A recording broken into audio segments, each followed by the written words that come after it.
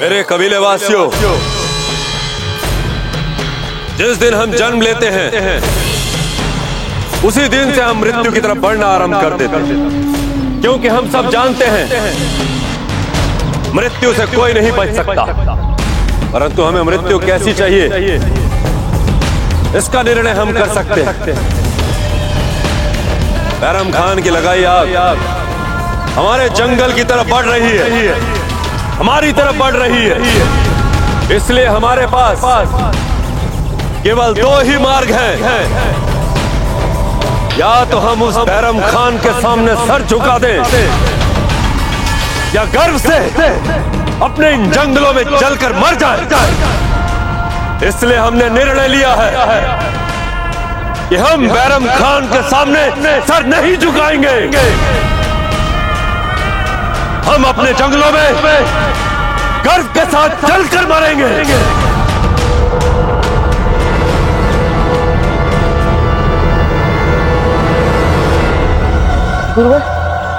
गुरुवर, ये सारे लोग ऐसा क्यों कर रहे हैं? क्यों सारे कबीले का अग्नि समर्पण वाला बलिदान कर रहे हैं ये लोग, जबकि गुरुवर ये सारे लोग अपना जीवन सरलता से बचा सकते हैं? और प्रताप, आपको उनकी आत्म बलिदान पर प्रश्न चिन्ह लगाने का कोई नैतिक अधिकार नहीं, विशेषकर तब जब स्वयं आपकी वंशावली सर झुकाने से श्रेष्ठ सर कटाने को मानती आई है। परंतु गुरुवर, आग बढ़ती जा रही है। गुरुवर, हम सचमुच इन्हें बचाना चाहते हैं गुरुवर। और प्रताप, जब ये चूहा अंधेरे से निकलने का मार्ग ढूंढ सकता है, तो क्या हम इस परिस्थिति से निकलने का मार्ग नहीं खोज सकते?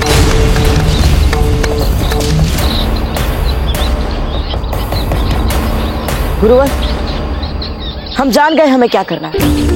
हमें विश्वास था कि आप अवश्य ही कोई मार्ग ढूंढ निकालेंगे। समय बहुत कम है, जाइए उनका मार्गदर्शन कीजिए। जो क्या करूँ?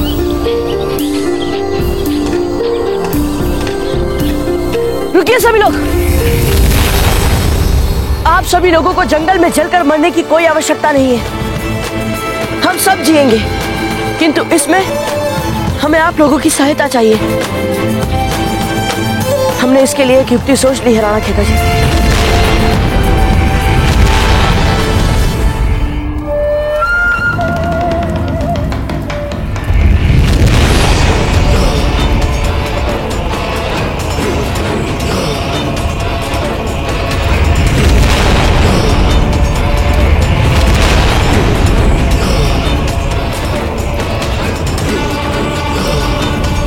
मेरी आंखों के सामने मेरा जंगल जल रहा है और मैं कुछ नहीं कर पा रहा।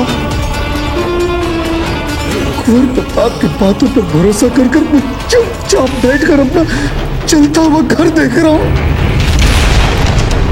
नहीं, मैं ऐसा नहीं होने दूंगा। मुझे कुछ ना कुछ करना ही होगा, करना ही होगा। ये क्या कर रहे हो?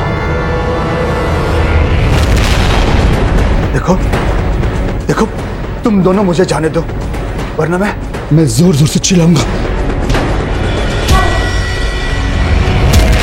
अपने बॉसों से बावजूद के साथ रहकर मैं उन्हें जितना जानता हूँ, एक बात तो निश्चित रूप से कह सकता हूँ कि यदि बावजूद कोई वचन लेते हैं तो उसे अवश्य ही निभाते हैं।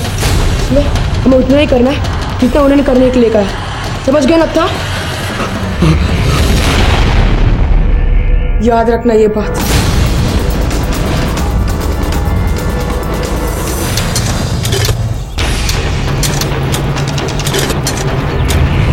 पूरे बल से रस्सी को कसिए।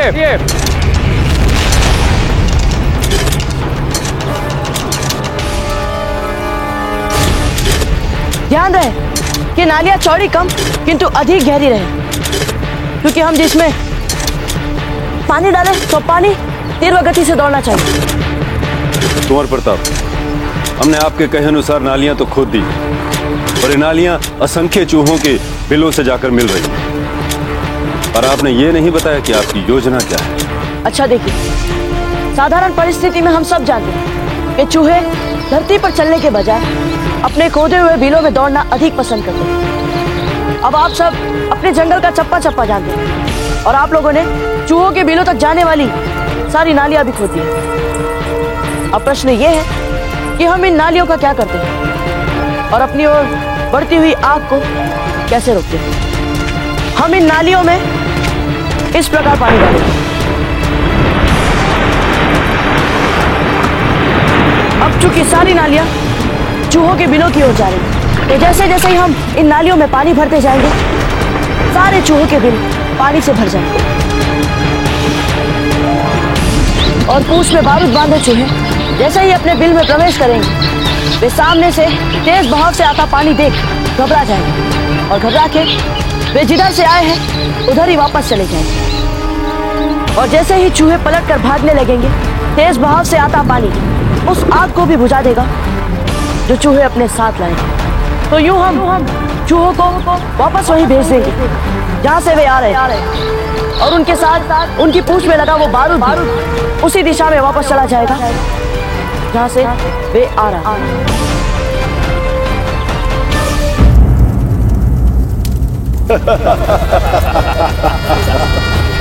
प्रताप, अपने आप को बहुत बड़ा शेर समझता था ना?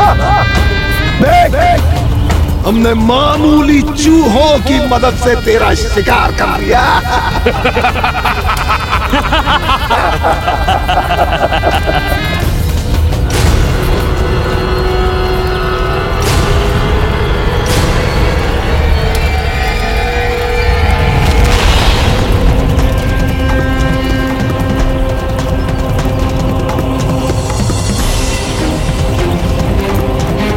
हुजूर, हमारे चूहे लौट के वापस आ रहे हैं।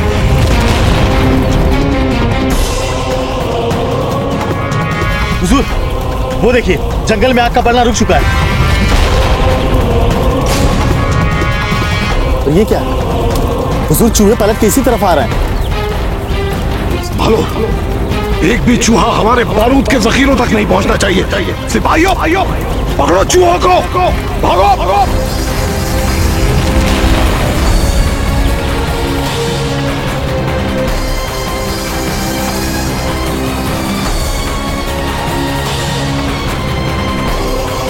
इस चूहे को संभालो, ये बारूद की तरफ बढ़ रहा है, संभालो इसे, संभालो इसे।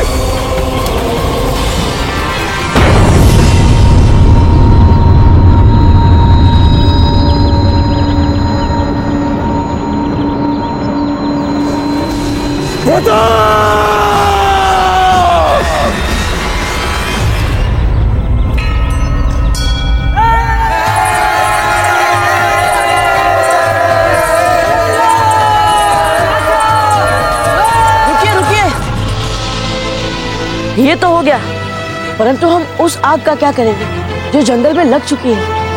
आप बिल्कुल चिंता ना करें कुंवर प्रताप। हम वनवासियों के पास एक औषधि चूर्ण होता है जिसके छिड़काव करने से आग रुक जाती है। मैंने कबीले के कुछ अनुभवी भीलों को भेज दिया इस कार्य के लिए, तो छिड़काव करेंगे और आग तुरंत रुक जाएगी। जंगल में आग को फैलने से रोकना एक बड़ी चुनौती थी कुंवर प्रताप। आपकी अद्वितीय युक्ति ने ये कार्य भी करके दिखा दिया।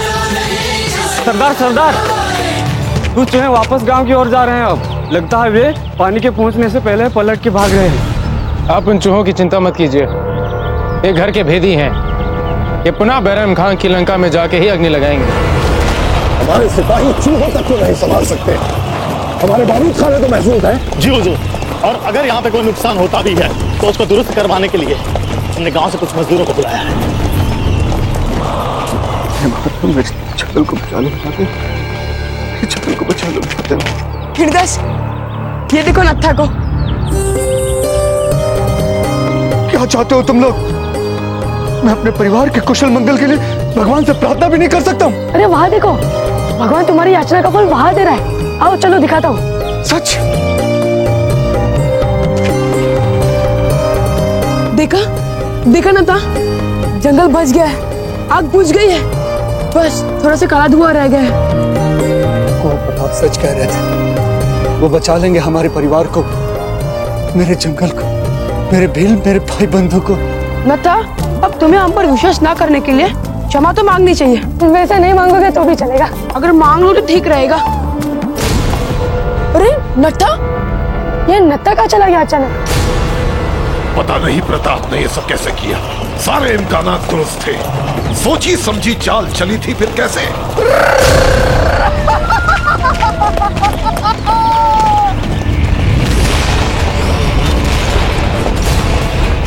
अरे वो रहा नत्था।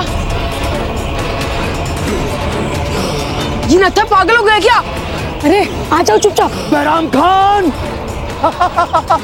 बड़ी बड़ी डींगे हाँक रहा था ना, आकर अपनी बड़ी बड़ी आंखों से देख ले।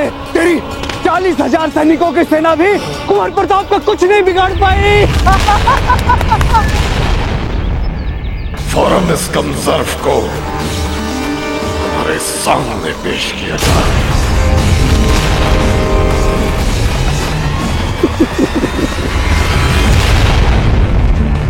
रावत जी, कुंवर प्रताप और भीलों के बीच क्या प्रगति हुई है, इसकी अब तक हम तक कोई सूचना नहीं पहुंची। क्या भीलों ने बैरम खान को जंगल से निकलने का रास्ता दिया है या नहीं? जी नहीं राणा जी, बैरम खान और उसकी सेना ने अब तक भीलों का जंगल पार नहीं किया, क्योंकि यदि ऐसा हुआ होता तो हमारे विशेष गुप्तचर हम तक ये समाचार अवश्य पहुंचा चुके। एक बार हम राव सुल्तान से निपट लें, उसके बाद कुंवर प्रताप की सहायता के लिए भी हम पहुंच जाएंगे। रावत जी, सैनिकों, एक बात ध्यान रहे, राव सुल्तान पर कोई आक्रमण नहीं करेगा। राव सुल्तान हमें जीवित ही चाहिए। हमें तुरंत ही बिजोलिया की ओर हमारी सेना के साथ कूच करना। यूसुफ खान जी, आपको क्या करना है हम बताएंगे या आप बताएंगे? हम बताएंगे। आपको यहाँ रह के बूंदी की रक्षा कर, क्या पता कहीं वो उदय सिंह जी यहाँ पे ना आ जाए बूंदी पे आक्रमण करने के हेतु। समझ गए ना आप? तो आप यहाँ रहेंगे और आप हमारे साथ चलेंगे। चलिए। मगर हुजूर आला, बैरम खान साहब को इस मंसूबे के बारे में तो इल्म नहीं है। उनके हुक्म के बिना हम ये मुगल छावनी कैसे छोड़ेंगे? यूसुफ खान जी, आप मूर्ख हैं क्या? मूर्ख दिखते तो नहीं है, समझदार दिखते हैं। आप तो समझिए, वहां पे बिजोलिया में मेवाड़ का राजकोष है। हुकुम। उदय सिंह बड़ी ही तीव्र गति से अपनी पूरी सेना के साथ हमारे मुख्य द्वार की तरफ चले आ रहे हैं। घबराने वाली कोई बात नहीं, घबराने वाली। हमने तो कहा ही था, हमने कहा ही था कि उदय सिंह जी यहाँ आएंगे आक्रमण करने के लिए, और आए। यूसुफ खान जी, आप संभाल लीजिएगा। बस एक बार मेवाड़ की रानी और मेवाड़ का राजकोष हमारे हाथ लग जाए, तत्पश्चात तो उदय सिंह जी को हम यूं हमारे इशारों पे नचाएंगे और यूं हम उन्हें पराजय भी कर लेंगे। समझे? समझे जी बाबा? मेरे प्यारे नमक हराम, एहसान फरामोश दोस्त, बोल क्या करूं मैं तेरा? बैराम खान, अब चाहे तुम जो कुछ भी कर लो, इस युद्ध को कोई अंतर नहीं पड़ता। अब तो पड़ता है। बोल प्रताप कहाँ है? बोल।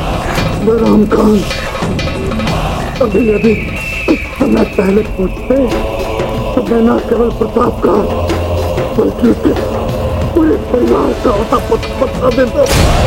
हो सकता था पूरे वंश को समाप्त करने के लिए मैं तुम्हारी सहायता नहीं करता, किंतु जिस तरह से उसने प्राणों की परवाह किए बिना जैसे विश्वासघाती को वचन देकर वचन निभाकर दिखाया है, उसने अपनी मातृभूमि और हमारे जंगल को बचाया है।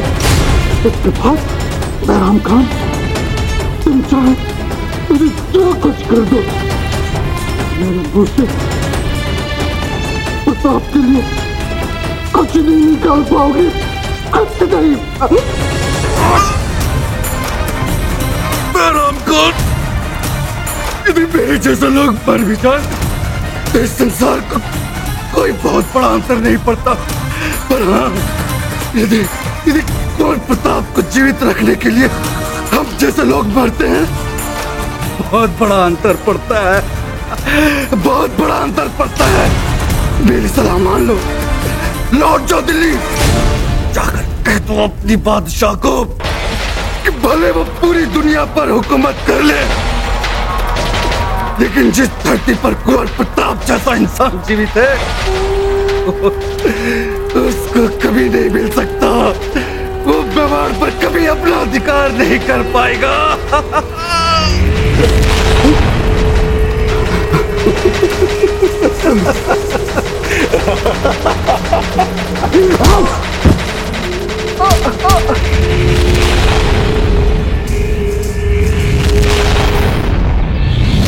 कुंवर प्रताप, आपने ना हमारे कबीले को बचाया है, अपितु पूरे जंगल को नष्ट होने से बचा लिया। मैं सारे कबीले की तरफ से आपका आभार व्यक्त करता हूँ। राणा खेता जी, हमने जो कुछ भी किया वो सब हमारे गुरुवर के आशीर्वाद का फल था। कीर्तिमान भव, विजय भव।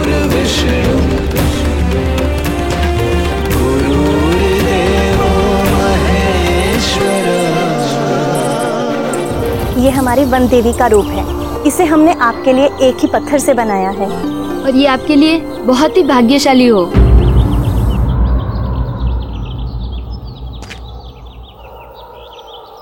कुंवर प्रताप, इसे हमारी कुल देवी का आशीर्वाद समझकर रख लीजिए।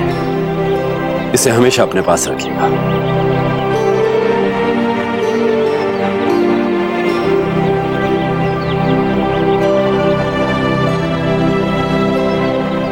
बहुत बहुत धन्यवाद। किंतु जब हम वापस यहाँ आएंगे तब इन्हें अवश्य अपने साथ मेवाड़ ले जाएंगे। वापस आएंगे? तो अभी आप कहाँ जा रहे कुंवर प्रताप? कहाँ जा रहे हैं आप? ये सत्य है कि बैरम खान को आगे बढ़ने से रोकने में हम सक्षम हुए, किंतु यह भी सत्य है कि संकट अभी समाप्त नहीं हुआ। हम जानते हैं गुल्लू, किंतु हमारे पास और कोई विकल्प नहीं। हमें तुरंत वापस वहां जाकर बैरम खान की योजनाओं को जानने के लिए रत्था और अपने मित्रों के साथ सम्मिलित होना पड़ेगा। न जाने क्यों उन लोगों के प्रति हमारे मन में बुरे बुरे विचार आ रहे हैं।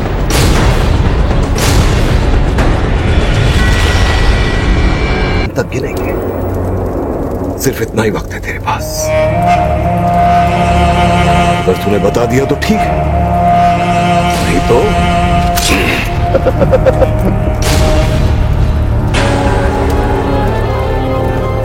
एक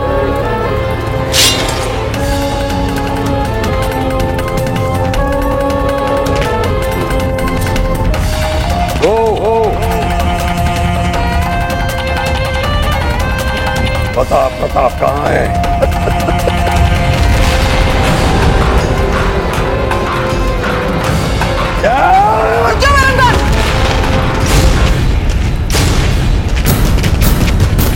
अगर तुम्हें कुंवर प्रताप के बारे में जानना है तो नत्था को मार के तुम्हें कुछ प्राप्त नहीं होगा। सुभान अल्लाह, कमाल हो गया ये तो। लेकिन हमारी एक बात सुन लो तुम सब, कान खोल के। अब हमें तुम लोगों से ये जानने की जरूरत ही नहीं है कि प्रताप कहाँ है, क्योंकि जहां तक हम प्रताप को जानते हैं वो खुद ब खुद तुम लोगों को बचाने यहां आ जाएगा। तुम लोग खुद तो मरोगे ही, वो प्रताप भी अपने आप हमारे जाल में फंस गया।